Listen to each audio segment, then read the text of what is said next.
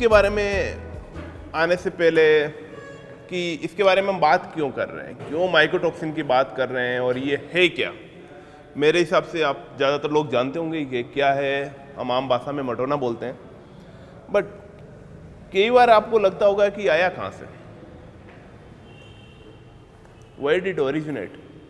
तो ऐसा नहीं है कि ये अभी की समस्या है या हमारी ही फसल में हो रहा है।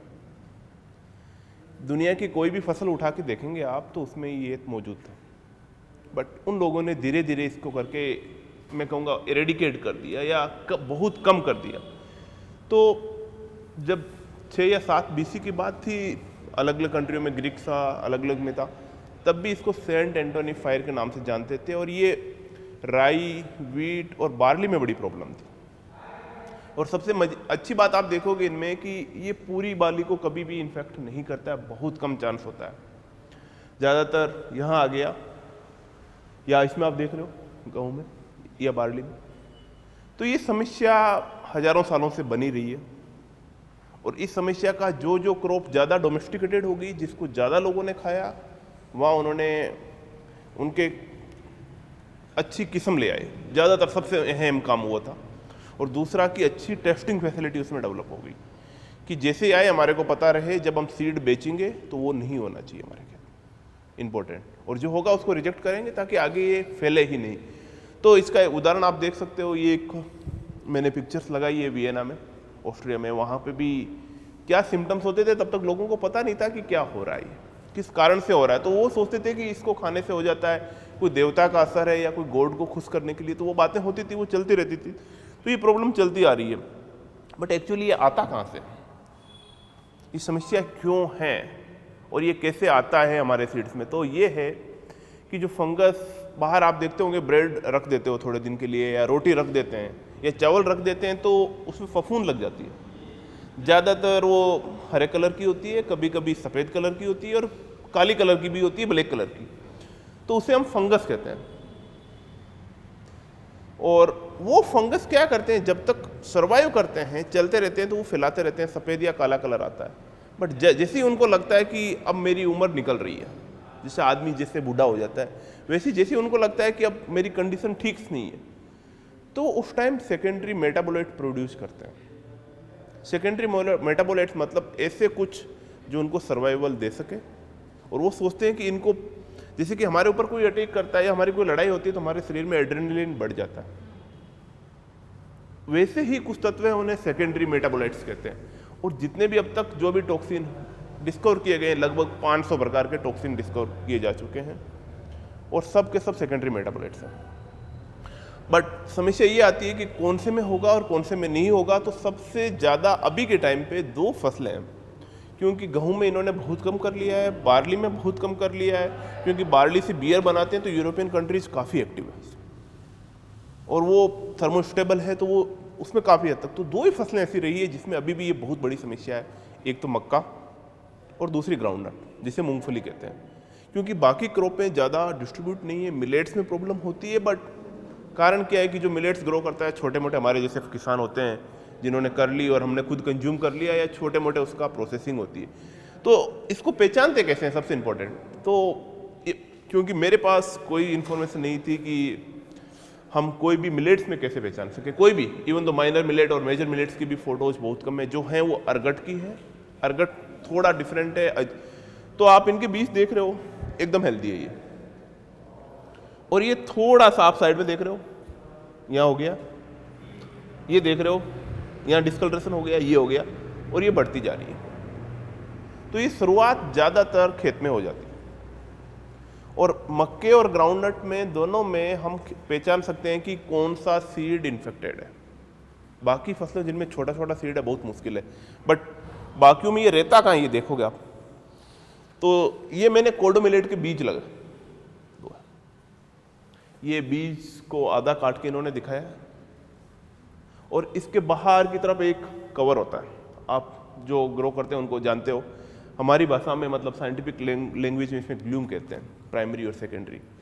तो जो फंगस होता है, मैंने आपके दर्शाने के लिए ये कहीं से फोटो नहीं ली गई है, ये इस परत को इन्फेक्ट करता है, जो भी फंगस अभी तक रिपोर्ट है।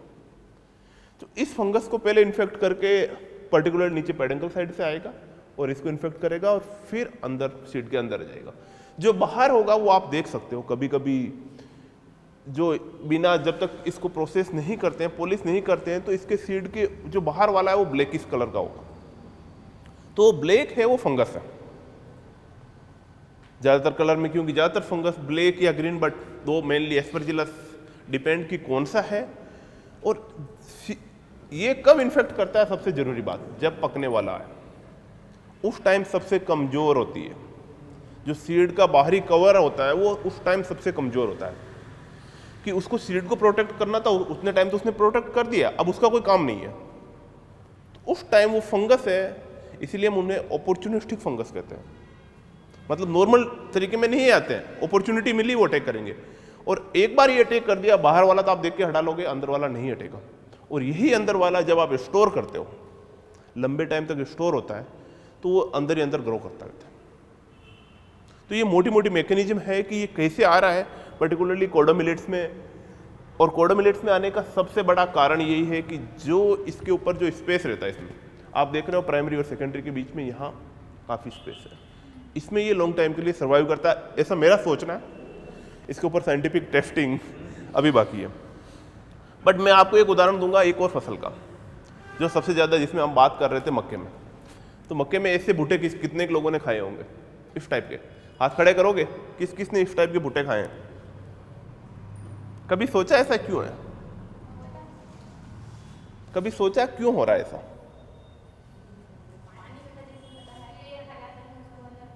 हाँ, कीड़े। और आप देखोगे यहाँ काला हो गया है, यहाँ हो गया है, यहाँ हो गया है, पूरा नहीं हुआ है। तो ये जो भी है, ये जो टॉक्सिन पैदा करने वाले बीज हैं वो है ब्लैक वाला। और जो ज़्यादा हो गया, मतलब कहीं इन्फेक्ट हो गया, तो इस टाइप का हो गया। हो सकता है ये इंसेक्ट ने भी खाया हो, बट ये वाले टॉक्सिन के कारण। और ये आता कहाँ से? अब ये सोचोगे इस बूटे में आया कैसे ये? तो सबसे ज़रूरी बात, जैसे हम कल बात कर रहे थे, ज़मीन के अंदर ये फंगस ऐसी होती है, इस टाइप से ये अपने ऑक्टोपस देखा उस हिसाब से ये अपने फैलाती रहती है। तो ये ज़्यादातर ज़मीन में रहती है और इस स्टेज को हम सेप्रोफाइट स्टेज कहते हैं। मतलब सुप्त अवस्था में पड़ी हुई है, कुछ काम नहीं कर रही है। और जब ज़मीन में भी लंबे टाइम तक ये सर्वाइव कर सकती है, कुछ कम कुछ तो इवन तो 7 साल तक सर्वाइव कर सकती है एक बार ज़मीन में चली गई तो। बट जब ज़मीन नहीं मिलती है, तो जो हमारा जो पीछे कचरा बचा गया, भूसा बच गया, सबसे बड़ा कारण है। जिस खेत में पिछले साल का भूसा रख दिया गया है और उसमें मटोना आ रखा है, तो अगले साल आएगा ही आएगा। कि इसके अंदर जो ये है, ये सर्वाइव करेगा। और इसके फैलने वाले, जिन्हें कोनेडिया कहते हैं, छोटे छोटे बहुत ही माइक्रोन साइज के होते हैं, माइक्रोस्कोप से देख पाते हैं। और जो काला कलर जो कहते हो ना, आप देखते हो ना, वो काला कलर इन कोनेडिया की वजह से दिखता है, ना कि माइसिलियम की वजह से। तो अब होता है क्या है कि जैसी बरसात हुई, ये आया, इसको पानी मिल गया, सबसे इंपॉर्टेंट जरूरी बात पानी, ये उठ के फैल जाएंगे। ये आपका मक्के का पौधा हो गया, या यहाँ कोडो का पौधा देख लो आप, या तो सबसे मेन कारण हवा। जैसे यहाँ से हवा चलेगी, ये इसके ऊपर आ जाएगा, इन पत्तियों के ऊपर चलता रहेगा ये। और जितने दिन इसको पत्तियाँ मिल गई, उतने दिन पत्तियों पे रहेगा, बट पत्तियों पे ये कुछ कर नहीं पाता है। और एक बार पत्तियों पे आ गया तो ये धीरे धीरे इन पे भी ग्रो करता है, देख रहे हो आप यहाँ पे। बट इससे कोई ज़्यादा नुकसान नहीं होता है, क्योंकि जब तक ये टॉक्सिन प्रोड्यूस नहीं करेगा उतना नहीं होता है। तो जब तक नॉर्मल स्टेज में रहता है, ये माइसीलिया प्रोड्यूस करता रहता है। अब जैसे ही फसल खत्म होने वाली है या बढ़ गई, तो ये फिर यहाँ से उठ के दूसरी जगह चला जाता है। आप इसको हिलाते हो या बहुत सारे कीड़े आते हैं, उससे भी फैलता है। बट सबसे मेन कारण जो फैलने का है वो हवा, विंड जिसे बोलते हैं। और इसका फैलता कहाँ कहाँ से, ये देखो कौन कौन फैलाता है। शुरू में ज़मीन से आ गया, कल बात कर रहे थे, आता कहाँ से? सबसे मेन सोर्स वही है, जिस ज़मीन में एक बार रह गया या जिन्होंने मेनली कचरा रखा उनके ज़्यादा। तो पहली कोशिश यही है कि कचरा खेत में नहीं रखें, जला दें उसको बच के, और उसके बाद ये हवा से फैलता रहता है। इसमें अगर आपको मोटा मोटा आइडिया लगा, तो मैं ये नहीं कह रहा हूँ कि हमारे कोडो में भी यही मैकेनिज्म है, बट ज़्यादातर जो फंगस अभी तक डिस्कवर किए गए हैं, अभी तक जिनकी खोज की गई है, वो सब ऐसे।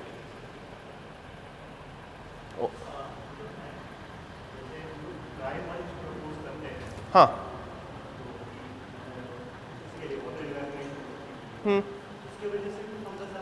सर अगर ड्राई मल्च फुली ड्राइड हो गई तो चांस कम है, but possibility is always there. अगर वो इन्फेक्टेड खेत से आई है तो संभावना है, पूरी संभावना है, क्योंकि ड्राई मल्च कितनी भी ड्राई कर लो, मॉइस्चर रह गया, या उसके अंदर जो कोनिडिया हैं सर, कोनिडिया के अलावा एक और इनकी रेस्टरिंग स्ट्रक्चर होती है क्लेमाइडोस्पोर।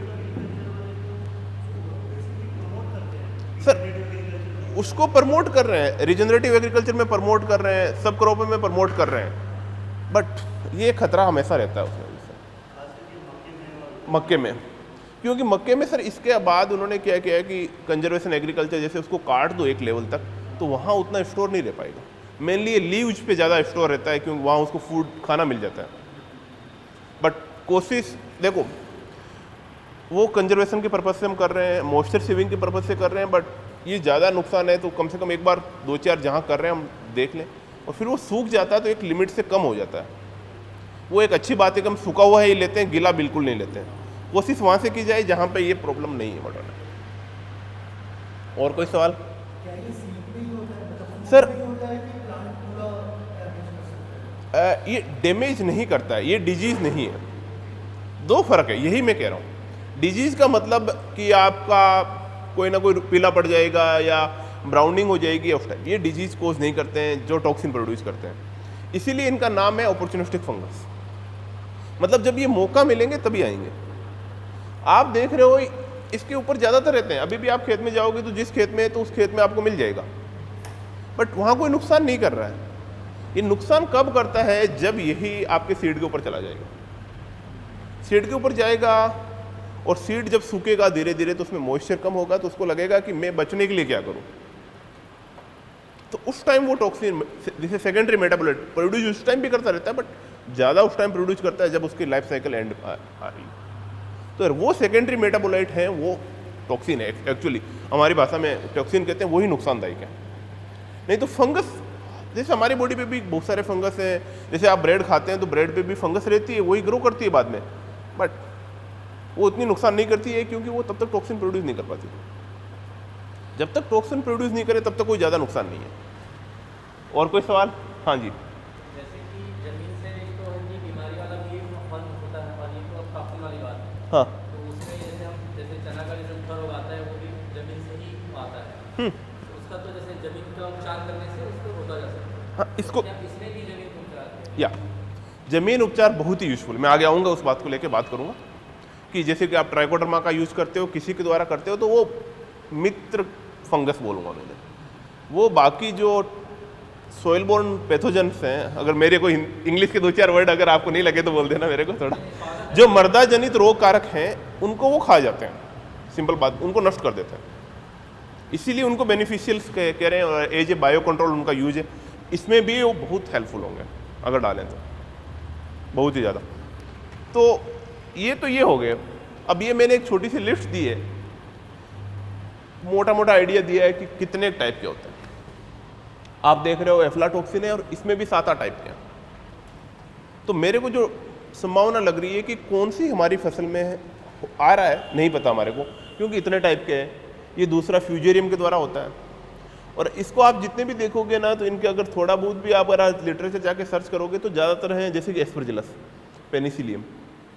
पेनिसिलियम, और ये ज़्यादातर अपॉर्चुनिस्टिक फंगस है। केवल एक फ्यूजेरियम ही है जो रोग कोज करता है। जो हमने ये वाला टॉक्सिन प्रोड्यूस किया, ओकरा टॉक्सिन हमारे कुछ सैंपल में बहुत ही माइन्यूट लेवल पे आया है। हो सकता है कुछ भी हो, बट वो इसीलिए नहीं है कि उसको जो मेनली प्रोड्यूस करने वाला है नियोपेट्रोमाइसिस, वो आज तक मिलेट्स में डिटेक्ट नहीं हुआ। बट ये समस्या इसलिए हमारे को आ रही है कि कौन सा टॉक्सिन है। तो अलग अलग में पेटुलिन्स, जो हमारे ज़्यादातर फ्रूट्स खाते हैं, जो फ्रूट्स के ऊपर स्टोरेज आ जाता है, उसमें पेटुलिन की काफ़ी समस्याएं आती है। फ्यूमिसिन्स हैं, ट्राइकोमाइसिन है, एरगट, ये पर्ल मिलेट में बड़ी समस्या है इरगट की। जो बाजरा होता है, बाजरे में इरगट बहुत ही बड़ी समस्या है।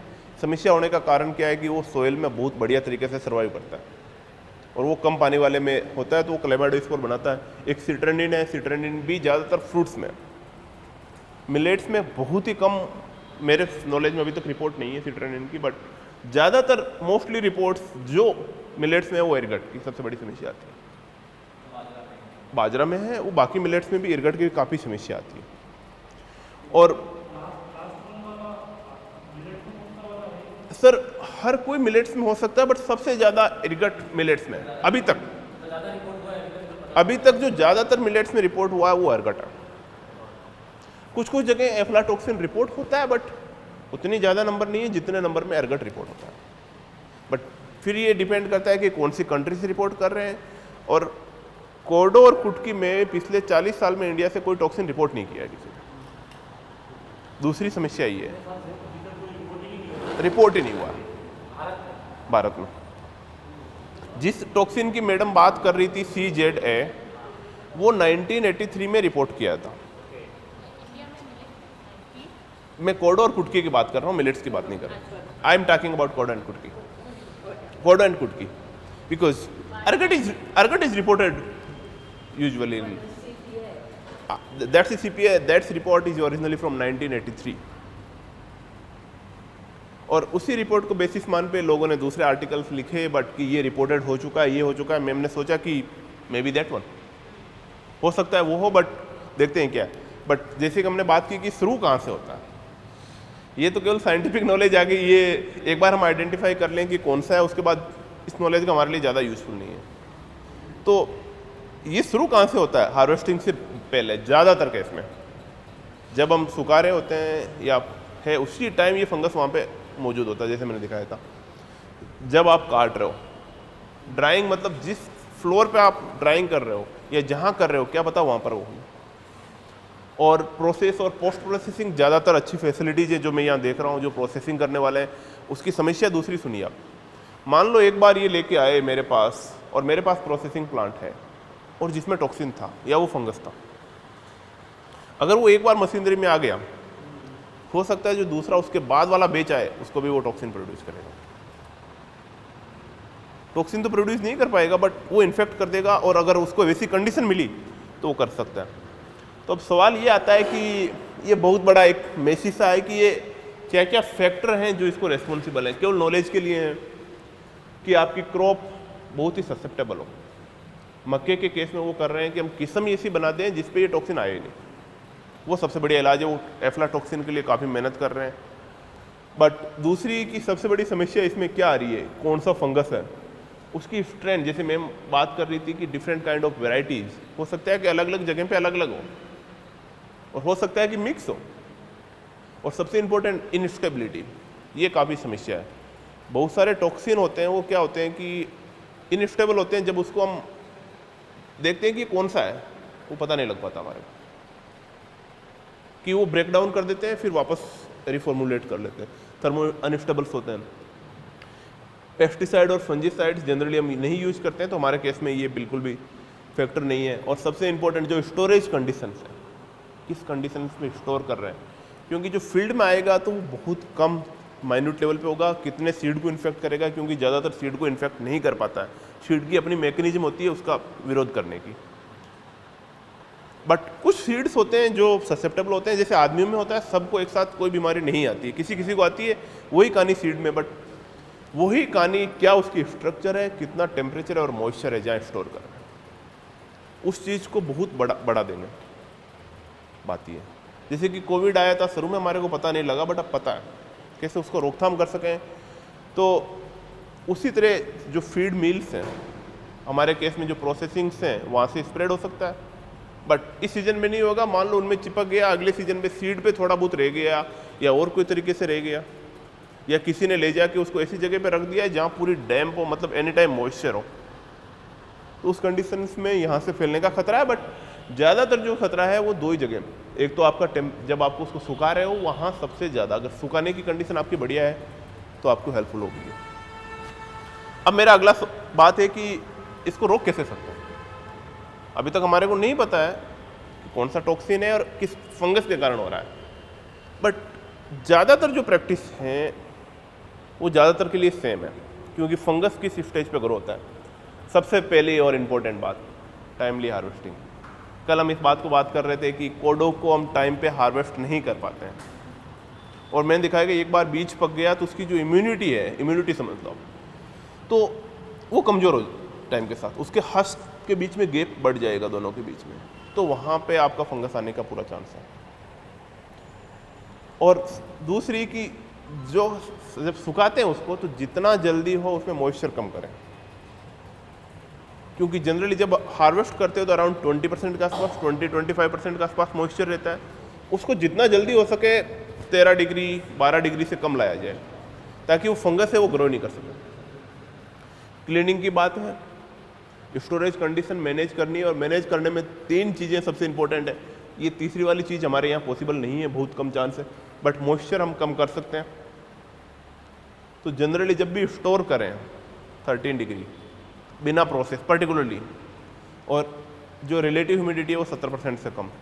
और ये लो कोल्ड स्टोरेज कोई करते हैं, कोई लो कोल्ड स्टोरेज है हमारे आसपास नहीं, इसलिए मैंने केवल इसलिए रखा है कि इससे फ़ायदा क्या होता है कि इवन तो ये दोनों कंडीशनें मिल नहीं रही है, बट 1 से 4 डिग्री पे आदमी ग्रो नहीं कर पाएगा। जितना टॉक्सिन प्रोड्यूस हो गया उतना ही रहेगा, उससे बढ़ेगा नहीं। तो हमारे केस में ये प्रैक्टिकल नहीं है। और सबसे इंपॉर्टेंट, जैसे कि हम पहले बात कर रहे थे, bio control agent. Bio control agent जिनकी हम बात कर रहे थे, आपने बताया कि सोइल में मिला सकते हैं, या पर्टिकुलरली अगर हमारे को लगे कि इस खेत में आना है तो हम ऐसे डेवलप कर सकते हैं जिनको कि जस्ट हार्वेस्टिंग से 10-15 दिन जब सीड बनना शुरू हो जाए उस टाइम हम उनको स्प्रे कर सकते हैं। बायो कंट्रोल एजेंट है, इनकी पॉपुलेशंस कितनी है, उनके नंबर कितने हैं, वो मेंटेन नहीं रहते हैं। दूसरी समस्या, इंडिया में अभी तक 2 ही ट्राइकोडर्मा की स्ट्रेन रजिस्टर्ड है, एक तमिलनाडु की है और दूसरी बेंगलोर की है, TNAU and IHR, 2 strain registered है। इस केस में बहुत समस्या क्या आती है कि ये बहुत ही स्पेसिफिक होते हैं। जो हमने इस एरिया से लिया, हो सकता है कि वो आप रायपुर जाओ तो भी काम नहीं करे, और रायपुर वाला यहाँ काम नहीं करे, और हो सकता है कि वो काम भी करे बट उस लेवल पे नहीं करे। तो इसका सबसे बढ़िया है कि जहाँ एटलीस्ट डिस्ट्रिक्ट वाइज अगर कोई कर सकते हैं, या एंटरप्रेन्योर जो आप NGO के द्वारा इतना बढ़िया काम कर रहे हो, एक बार अगर आपको कल्चर मिल जाए उनका कहीं से भी, उसके बाद उसको आप इजीली मेंटेन कर सकते हो। कंटामिनेशन आए कुछ आए, उसका साइंटिफिक कारण ये है कि जिन खेतों में कम आता है उसमें इन की पॉपुलेशन ज़्यादा होती है, वो ऑटोमेटिकली बिल्डअप हो गई धीरे धीरे। या तो उसने पेस्टिसाइड कम यूज़ किया होगा, या फंजीसाइड कम यूज़ किया होगा, या बहुत सारे कारण हैं। एक बार तो उन्हें सप्रेसिव सॉइल्स कहते हैं इंग्लिश में, उसमें अगर पॉपुलेशन इनकी ज़्यादा है तो ऑटोमेटिकली बाकी चीज़ों को धीरे धीरे कंट्रोल कर लें। और जिन खेतों में कम है, हमारे को आवश्यकता है कि एक बार हम आइडेंटिफाई कर लें कहाँ से आ रहा है, तो वही सेम कल्चर बाकी खेतों में हम उपलब्ध करवा दें या मल्टीप्लाई करा दें, जिससे इसकी पॉपुलेशन कम हो। तो ये तो बड़ी बड़ी बात आ गई कि इसको कैसे रोक सकते हैं, जब तक हम पता करें कि कौन सा फंगस है और कौन सा टॉक्सिन है। बट जैसे ही हमारे को पता चल गया कि ये फंगस है और ये टॉक्सिन है, तब हम क्या कर सकते हैं। मान लो हमने हार्वेस्ट कर लिया और हम चेक करना चाह रहे हैं कि हमारे में नहीं हो।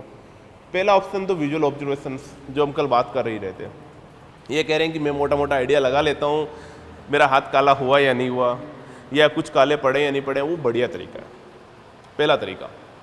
और वो 100% विजुअल ऑब्जर्वेशन की हमारी लिमिट्स होती है।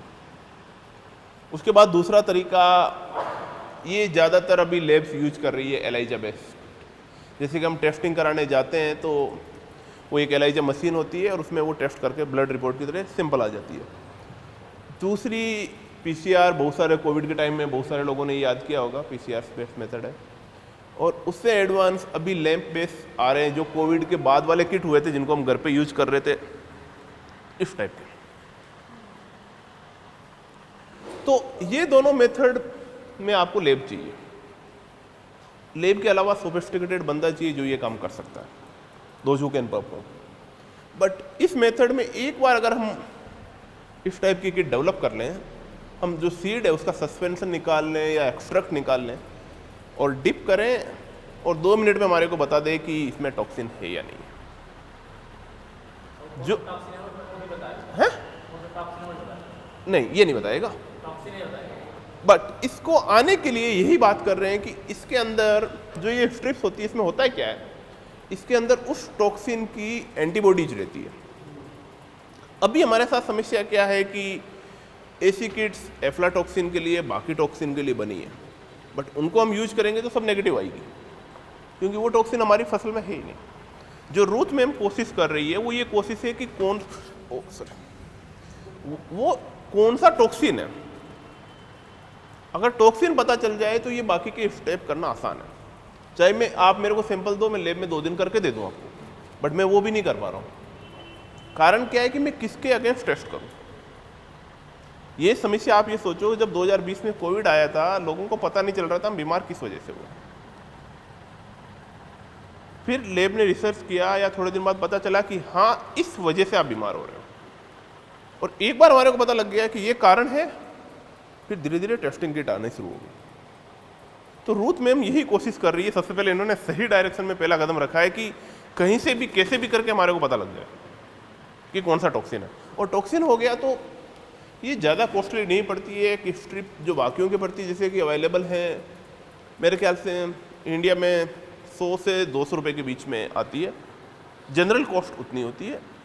अगर हम इसकी कॉस्ट कंपेयर भी करें तो 100-200 रुपये कोई ज़्यादा कॉस्ट नहीं है। कॉस्टली है, अभी भी मैं नहीं मान रहा हूँ कि एक आम किसान यूज करे, बट अगर ये हो जाए तो हमारे पास सबसे बढ़िया, जैसे कि आप मल्च यूज करने जा रहे हो और आपको डाउट है कि बड़े स्तर पर लेके आए और 5-7 आपने मल्च निकाली, उनका क्रश किया, सस्पेंशन बनाया और टेस्ट कर दिया कि उसमें टॉक्सिन है या नहीं। टॉक्सिन होगा मतलब फंगस होगा ही होगा। टॉक्सिन सेकेंडरी मेटाबोलाइट है। और दूसरी बात ये है कि ये ज़्यादातर टॉक्सिन के लिए ही क्यों बनाई जाती है।